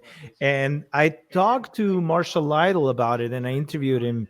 I actually sent him like 50 questions and then he answered all of them like for the Art of Slap Bass website. So whoever is interested to find that out, like can go to artofslapbass.com and read Marshall Lytle's interview. Um, and besides Jimmy Sutton and Mark Winchester, are there any bass slappers nowadays that you like? I have to admit that I'm not following so much that scene. I'm pretty much into another stuff. So I just jump in and then I see. Of course, I'm a big huge fan of Kevin Smith. I mean for me it's like that guy is, it's amazing how all the Hyman stuff, all that thing. It's like it's incredible. I mean, it sounds uh, that double bass for me. It's like perfect because it's one of the biggest thing that I think about slap when I heard some of the slap players. I have to say, you asked me for opinion. There was many times, not many, but there's a lot of times that there's a little bit of tuning problems. So it's really hard for me. I even watch some things that's incredible playing. You know, like I want to pick up some things from the right hand that I don't know what are they playing. I don't even understand, but at the same time the left hand is it's killing me. I mean, it's killing me because when I just hear them, I don't understand what's going on, so I want to pick up because the right hand is incredible, but still the pitch is a little bit no, it's pretty weird. So then when I see the like Jimmy Sutton or Mark Winchester or Kevin Smith, that everything is in tune. And when I hear you're in tune, and you know what I'm talking about. And you're in a perfect pitch. So that's really nice to know you, and then you can relax and listen more and try to pick up some things. That's my a little bit experience. I even saw a couple of let's say, masterclass here in Barcelona. Uh, I would mention the names, of course. I mean, but that's what's bothering me because I've spent like 30 years trying to get in pitch. It's really hard. It's really hard to study all the tuning stuff and all the left hand and all the ideas of the left hand because I think it's really important. It's if somebody, like some of the things that when I rarely teach, but when I teach, I always try to get to the people that the importance of the left hand, not only about the tuning, also with the sound. If you all this stuff, like that you can. It's not everything about the right hand. Or when you play slap.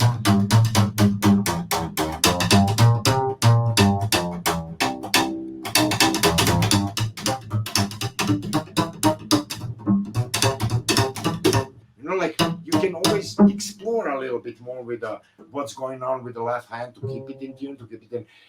So that's I had a little issue with that. I have to admit. But I agree with you. Like I would say that lots of slap players lack the good left hand technique and intonation, and that's at least equally as important as the right hand. You mentioned very briefly teaching. How often do you teach?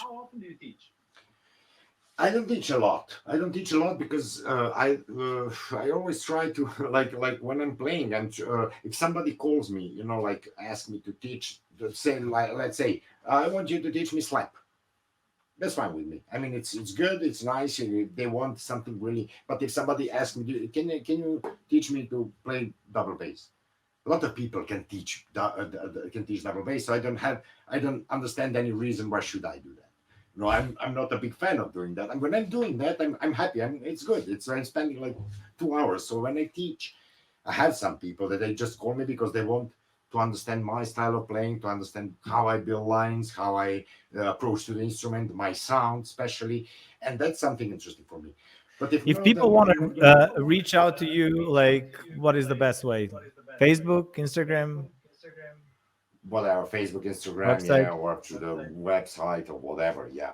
I mean, I did a couple of I made a couple of friends, during the pandemic because they called me to give them the because of course people had time, so they reached me to do some lessons, but especially the people who I cannot do the other way. I have some really good friends now because they are from the rock and roll scene and they have the same problem. I mean, they realize that I have a problem with uh, building lines. They get bored of their, if you play like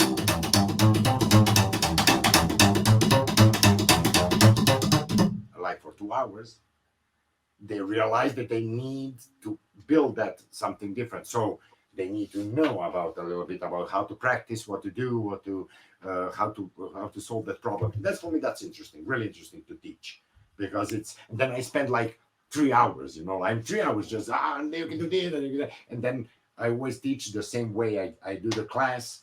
And then when they have it ready, I do the exercises and everything. And when they're ready, they call me back.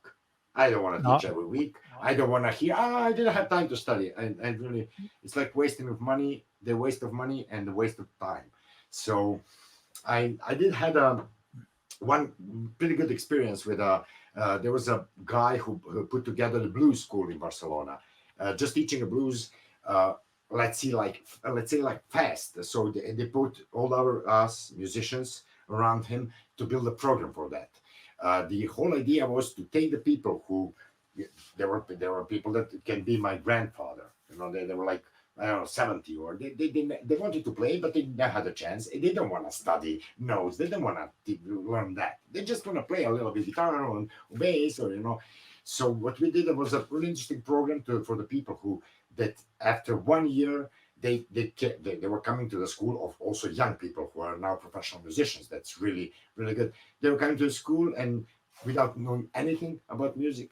And after 1 year, they could listen to the blues or rhythm and blues, and they could hear the changes. They could say, yeah, I can hear that. This is a dominant chord, and then going to the four, and then this is the four sharp diminished, and then. I mean, for me, it was like a gift. That's what because I was doing the double bass classes, but I only had up 2 or 3 30 students, and then I had a musical language. That was what I built a program with listening. I'm just a little bit 1 month of teaching the notes and how does it calls and things that I think that they're important from all my years of studying. I didn't talk about secondary dominant. Well, they don't want to hear that. But the important things inside the style, that it's big enough. I mean, there is some things there. It's not like a 1-4-5 all the time. So and all those the other 8 months we were just listening music, explaining like this is like this is the group of chords, you can hear this is like atomic chords, this is you feel like it's at home, like it was for me, it was really interesting. It was like for many years, but then I stopped because I really started to have problems with touring everywhere and doing the class, and then have to I cannot do it, then I had to call another guy, and it was really start to get a little bit annoying, that in that moment. But it was really really a lot of fun. We built a lot of musicians there, so that was the fun that moment in my life. It's great when you can get like that feedback and then you see that somebody became a musician. I would like to hear about your gear. Tell me about how many basses you have, what kind of basses those are, and then amps, if you're using any pedals, anything specific, stuff like that. Yeah, I have a lot of bases. But most of those bases are like cheap, let's say. It's I just buy a bass and I leave it somewhere in the place where I have to rehearse, or at the place where we are doing the jam session, still doing the Balkan jam session every Wednesday, and I have a bass there because I just go with an electric bike, and I'm a happy guy because I realize it's much cheaper to buy all those bases than to pay doctors, because I was like 3 years with my problems with I couldn't and it wasn't because of the playing, it was because of carrying bass everywhere. So I have a lot of bases, but still I have like these two bases. That's the good bases. This one is my favorite bass. It's Romanian bass, actually. I brought from Serbia. It's I don't know, maybe 130 years old, 140, nobody knows. So I had to repair it. It was like 2 years. The reparation, it was a huge work on that, but it sounds really good. That's my bass that I take, for example, for all the Balkan music, for all the jazz music, for all the big band music. Um, the I like it because it sounds like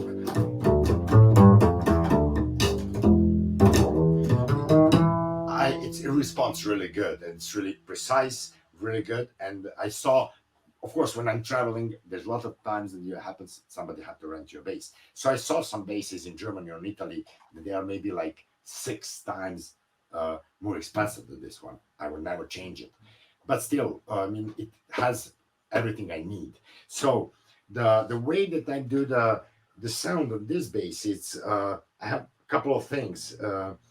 I have the strings that I use for this bass and for this kind of music, for jazz and for blues and for Balkan music. It's I discovered recently. I used for many years, for all my life. I used Tomastic Spirochord strings, but then I tried Dadari offered me the to do the to sponsor my way of playing and all that, but that stopped. But anyway, I tried the strings. So I said, okay, let's try. Why not? So I freaked out. It was for me. It was amazing. Actually, the strings, they are built for classical music more than for jazz or for pizzicato, for slap or whatever. But it amazed me the sound because even in the second that you put it on the bass, sounds good, sounds incredible.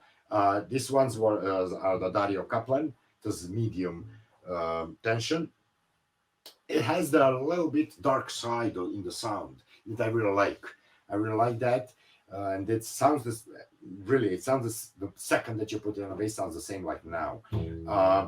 I do have the extension. I mean, not extension. It's just the E string. It's actually the C string, but with if you can see, there is a. This is the way. It's a longer here, so it keeps it's different balance. There's a guy in Slovenia who does this tour piece. So the string is longer, and here it builds the fifth in the harmonic, so it keeps the sound a little bit bigger. in the low notes, especially because I sometimes I have to tune it to D. So that's the thing. And then when I play with the Balkan or with the jazz, what I like most in this bass, because I think every bass is different. I tried the same thing on another bass. No, it's not so good. Here I have the Fishman full circle. It sounds really good for me. So I run it to Hathaway preamp. For me, it works incredibly, really, really nice. I just put it through there. So, and then from here to the PA system, and then to my amp. My amp, this is Galen Krieger, but the most important thing with this is the box. It's made handmade. The guy made it in just for double bass. It sure sounds incredible. This thing a little bit heavy, but still, it's not so big. So the amp is actually for me. And with this preamp, you know how it works. I mean, you can do whatever you want. If the guy from the PA is not sure what he's doing, then you can change his life, and you can change your life. What's most important. Then DPA microphone 4099, the typical for bass. The combination of those two things for me works incredible. Incredible if the guy knows what he's doing, because DPA, if I see the sound guy that he starts trying to get lows from DPA, I'm just on the nice way tell him, no, I think it's broken. No, don't worry, I'm not going to use microphone, because it means that he doesn't know what the DPA works for. It works for wood, to take wood, because full circle can give you all the bass you want. It will never feedback. I never had a problem with the feedback with this gear, never ever. The other thing that I have it just like this is if everything goes down, I have a Wilson pickup that it's made in Denmark. It's built in the bridge for each string. If you want, I can put the camera a little bit down. Maybe it's interesting so you can see it, because I'm not sure. This is Wilson. For me, it's really good. It's really sounds. I mean, sounds good, but it's for me, for my way of playing, sounds too perfect. It's almost hi-fi, like, because it's built of diamonds. It's actually they're doing it in a former diamond factory, so there are diamonds inside. It works like a vinyl, the same principle. So the sound is perfect. The equilibration of the bass, it's perfect. I tried for the PA system. Too hi-fi for me. Too hi-fi. There is no enough punch for me. What I do sometimes, if the things all go wrong with if there's somebody who never saw double bass before, I just put Wilson, and it's impossible. It cannot feedback, never ever. You can put volume that you want. But what I do sometimes, especially with Bratia, because it's really hard repertoire, it's really a lot of things that I have to play, a lot of hard stuff. I put Wilson just straight to my amp, and that's it. From the headway, I put full circle and the DPA. DPA I put to a separate line, and DPA full circle, and I put Wilson straight to my amp.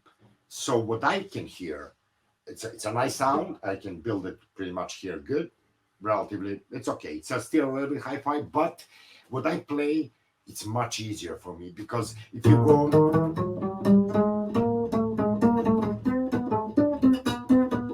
when you go to the highs, sometimes you lose it with full circle, because you have to put a lot of pressure to keep it sound. And I'm going to repeat what I said. Full circle, it depends on the bass. It really depends on the bass. I heard a lot of people say, no, full circle doesn't sound. Depends on bass. I have on this bass, full circle, the same. Doesn't sound. I have another bass. It's also the wood bass in Serbia that I left when I'm touring in anywhere in Balkans. So I build it pretty good. It's well done. It's not like this, but still it works good. I put the full circle, wrong. Doesn't sound. I don't know why. So I put a realist. I try with realist. It sounds great on that bass. And on this bass, realist, I don't know. It's okay, but it doesn't. I don't know. Even I had a feedback with realist here, so it was I never had a problem with that. Uh, I repeat, I think it depends of bass. It depends of what kind of music, what sound do you want, which kind of strings. And there is another thing that I have a magnetic pickup on the double bass that I play with the Mambo Jambo. It's Is the works. Schaller? It works great. What? Is it the Schaller, the magnetic? It's a handmade. It's a guy here from here near Barcelona. 10 years ago, he said, "Listen, I'm building this. I don't know if you like. You want to try? So yeah, give me a try." Incredible. I played in a volume that it's like a hell. No problem. Mark bass amp. It has a good preamp and no problem at all with volume because I'm moving a lot on a stage. I have a um, wireless system so I can move easily.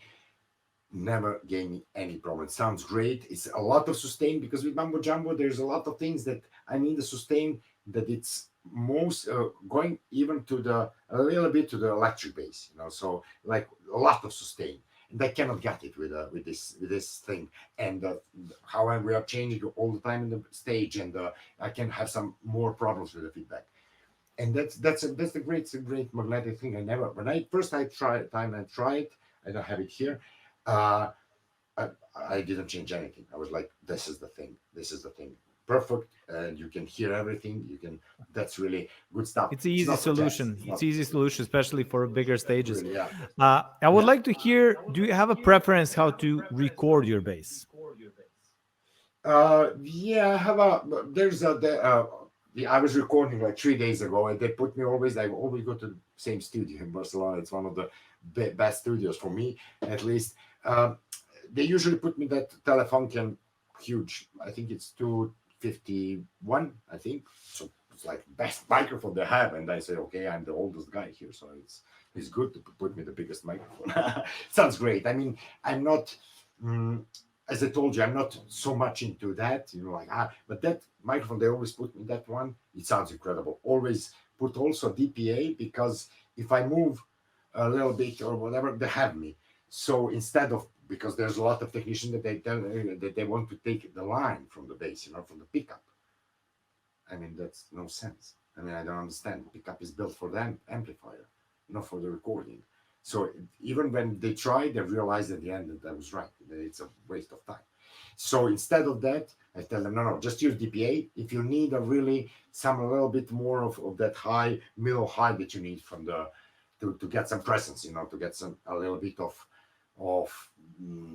like a little bit more of wood, but still Telefunken, they just put it like here where my fingers are, where they can pick a little bit of sound. And that guy who always records me, he knows my sound, he knows how it works, and he knows where to put it. It's like 1 minute, and it's done. So that's the way I always am. Still, I'm saying I'm not the best guy for that because I have no idea. I always listen to people say, no, and this microphone, that microphone. No clue. I don't know. I really don't know. I just know once they put me a microphone, I don't remember what. So I started and then I recorded. I was like, wow, this sounds really good. I really like the sound. I said, which microphone is that? It was like, it's Audix B4. It's 120 euros microphone for the drums. And I'm like, what? And dynamic microphone. Sounds incredible. I was like, what? I don't understand why they put me the $12,000 microphone if it works like this. Anyway, that's the way I always. That's the way. I knew you were gonna ask me that, so I called the guy. I said, which number? I know it is Telefunken, but I didn't know the number because I can't remember. Well, So now you I know. think it's told me 251. Yeah. I pretty much asked you everything that I was planning to ask you, and I would like to ask you to play something. But before, and I have one more question after this.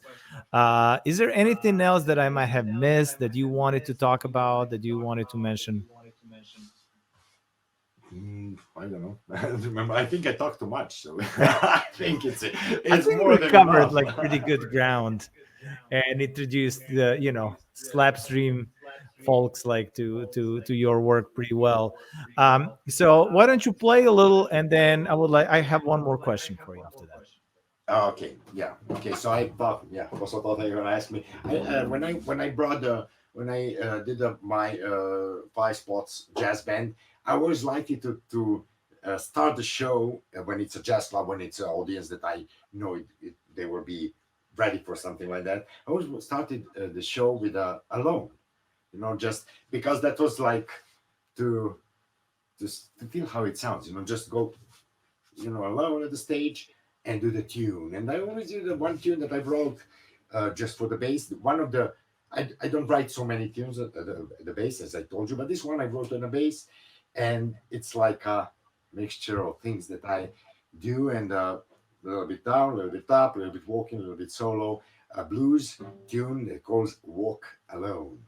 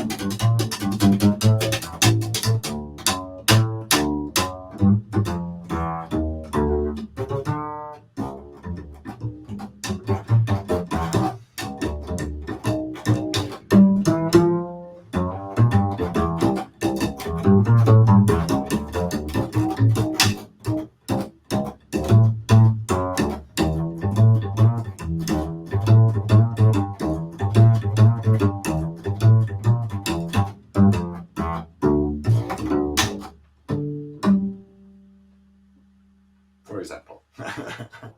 All right. Uh, Thanks a lot. One more question. So the final question is: after all these years, after 30 years of you being in Barcelona and playing, and for even more playing in bands and playing bass, what inspired you to still do what you do? Uh, I don't even think about that. I mean, just really like I just play this tune now, and I'm a happy guy. I mean, I was talking with you like 2 hours, had a great time, but now I play this song, and I was really, like I'm gonna play more. I just stopped because you don't want to hear me playing 1 hour, but it's makes me happy. It really makes me happy. Uh, Even when it's raining, it's pouring.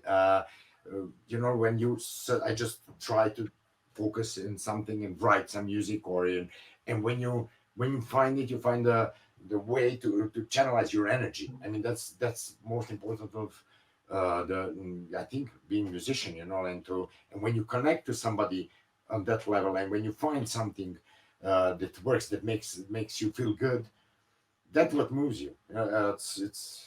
I was thinking a lot, of course. Well, I imagine like any professional musician, that what will happen if I just stop playing. I mean, I cannot even remember. I cannot even imagine where my energy can go. I mean, I can do whatever, just to play, and everything that is connecting to this thing I like. I mean, I can spend like 30 hours in a van, and I'm happy guy. I'm a happy guy. I can think, I can write music, I can listen to something, I can. There's so much good music, and it's, I don't know, it just keep you moving. I think it's that's I never questioned that actually. It's the only way of life that we know. Thanks a lot, Ivan, for being a part of the Slapstream. We've been Thank you very talking for much for almost inviting 2 hours. It me. was a pleasure, and it was much easier than I thought. I was thinking, like, how are we going to be talking in English? We never talk in English. We always talk Nah, Serbian, no problem. but it worked out pretty well. Yeah. And I hope that the Slapstream audience now discover the new player that can research and follow you. Thanks again, and I can't wait to see you in person in Belgrade, Los Angeles, Barcelona, wherever Really looking that forward. happens. I hope the last time I saw you, I think it was the night that you end up in the emergency.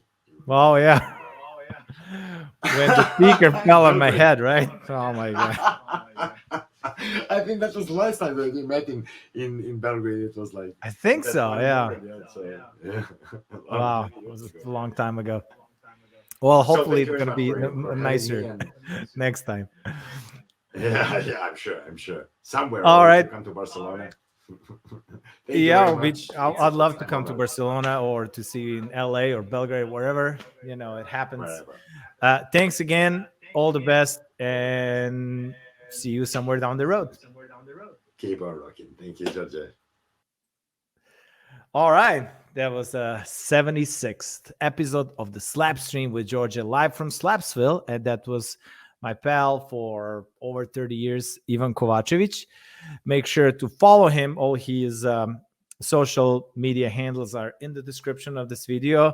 Follow me, follow Art of Slap Bass. That's the most important. Please let me know if you have in mind somebody that you'd like me to feature. The best way would be either to send an email to contact@artofslapbass.com or to write a comment under the video, not the live chat. Under the video, if you want me to feature somebody, please do that.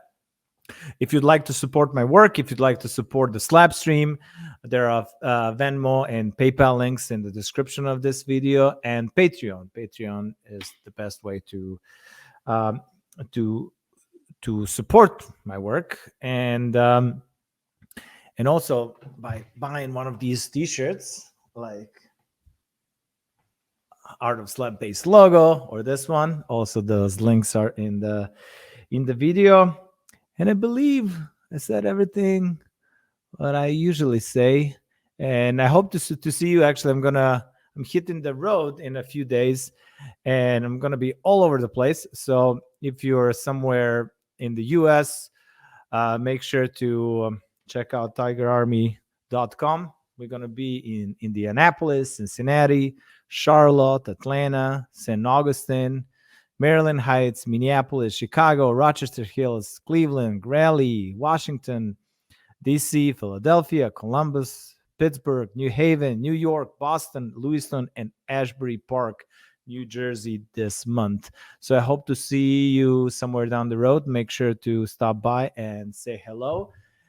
In the meantime, don't forget, never fret. Slide it in smooth and keep it in a groove. I'm Djordje, and I'll do my best to see you next Saturday, although it might be a little hard because I'm going to be on the road. So see you next time.